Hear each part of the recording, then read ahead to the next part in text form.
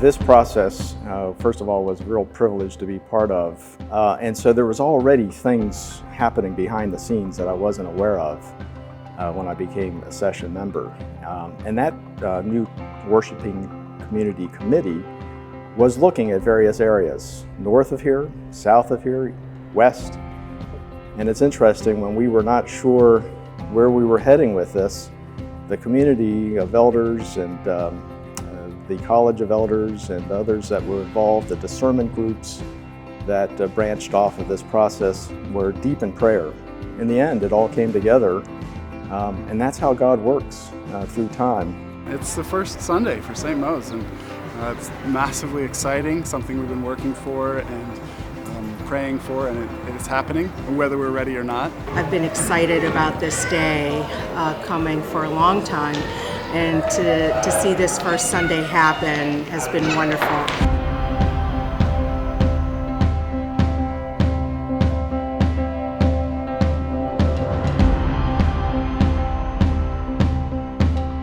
This venture, this stepping out and starting a new place of worship is going to work, and also share the hope that I have in Jesus.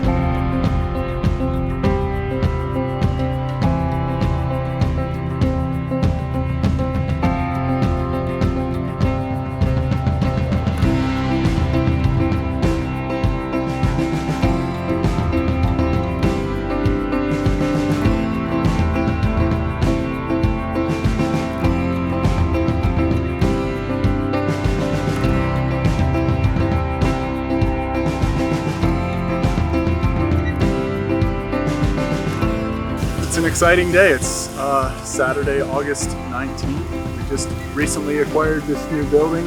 We're really thrilled with God's provision for us in it. And we got a bunch of different work crews here working on different projects. You can probably see behind me, we've got a bunch of ivy that is getting pulled off the building. Some other yard work, mowing grass, cutting down trees, weed whacking. Inside the building, we've got another 4 or so crews that are scraping and painting, cleaning. We're doing some minor carpentry work, doing some demolition, knocking down some old walls, removing lots of old furniture, items that are just in disrepair and need to be thrown out. We've got a big dumpster that's quickly getting filled up. It's an exciting day. Lots of things going on. This is an exciting morning here at St. Mo's. For the very first time, we are worshiping in our brand new church building here at 400 East 31st Street in the community of Abel. And for the first time since just about a year ago, when we launched publicly, we're able to combine both of our services into one and worship as one big church family. You know, not even a year ago was this on our horizon, but since before St. Mo's launched, we've been trying to think about how do we sink down roots in these communities here in Greater Charles Village area. And one of the things that the prophet Jeremiah wrote to God's people in the big city of Babylon was you got to plan to stay.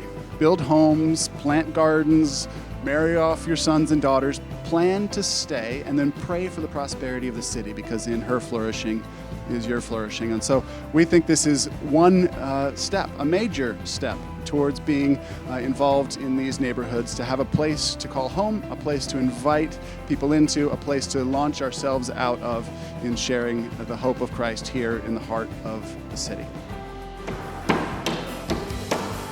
I remember the first time that I was in this building, the day that the building went to auction, and St. Mo's was thinking about bidding on it.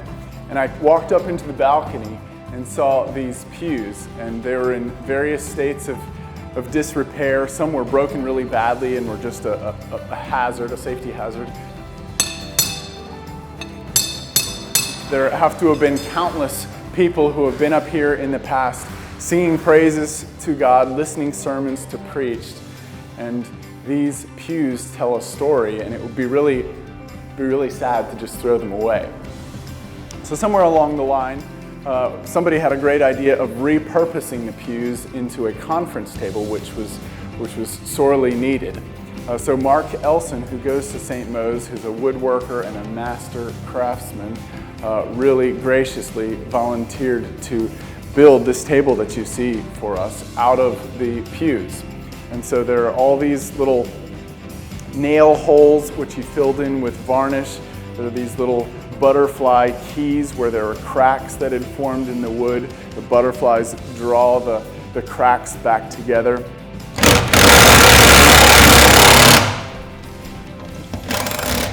And this is a painstaking labor of love that Mark did to restore this beautiful, or turn these pews into this beautiful table. But I'm particularly excited about how these pews, which had reached their shelf life, now were sort of revamped, repurposed, and given this whole new life now as a table. There's a sermon in there somewhere. Let's hear from some people who had a lot to say after their first time going through Alpha. That was good. Okay. Now do it again. But now I have to do it again. Yes, you have to do it for real now. All right.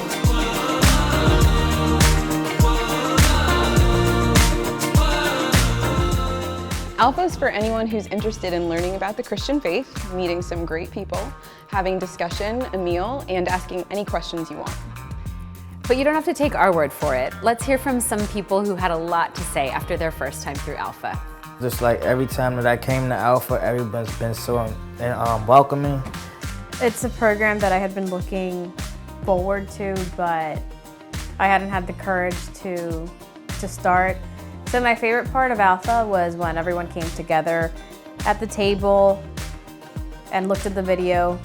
You know, the videos are great, but the conversation was incredible. Like, I felt like it just really opened my eyes to other people's perspectives and where they come from. Felt that my group was absolutely a safe place to share what I needed to talk about, what I needed to share, because just about everybody that participated in the group kind of opened up and really shared honestly and truthfully. I just love this whole church situation, and I feel like it changed my life. I really do.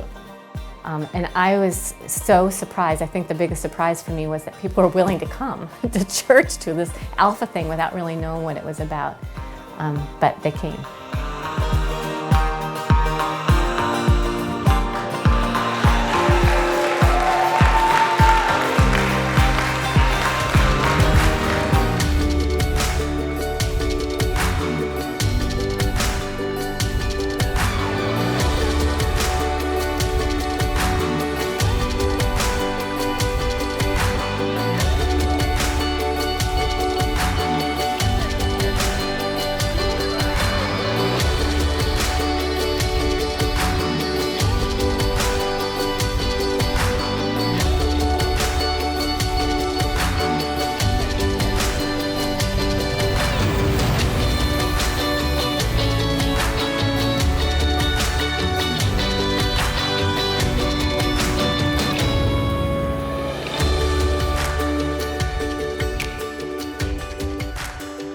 One of the amazing things about my seat in this church plant over the last couple of years is that I get to see just how many people have been part of making this happen. People who have never been to this building, people who have maybe never been to Baltimore have been praying for this church and have been giving to this church. Sacrificial Mother Church Central, who's just birthed us. Several other key area churches that have been involved in bringing us to life. Being able to connect with St. Mo's relationally with Ian has been a major blessing for my family. St. Mo's had us out when we first moved to Baltimore. It was like October when we first moved here. Ian asked me and Melissa to come lead worship when you guys were still down at Single Carrot. He didn't really know me from a can of paint, but he just opened me with loving arms. I was able just to see and get a sense of Ian and Ken and Sam and all the other elders, their hearts for the church. Made me realize, and just to see is just that how that trickles down into every other kind of member and other every kind of aspect of the church. The sense of care and love for each other. I couldn't have imagined things working out better than they have. The very best thing we could have done would be to have planted this church.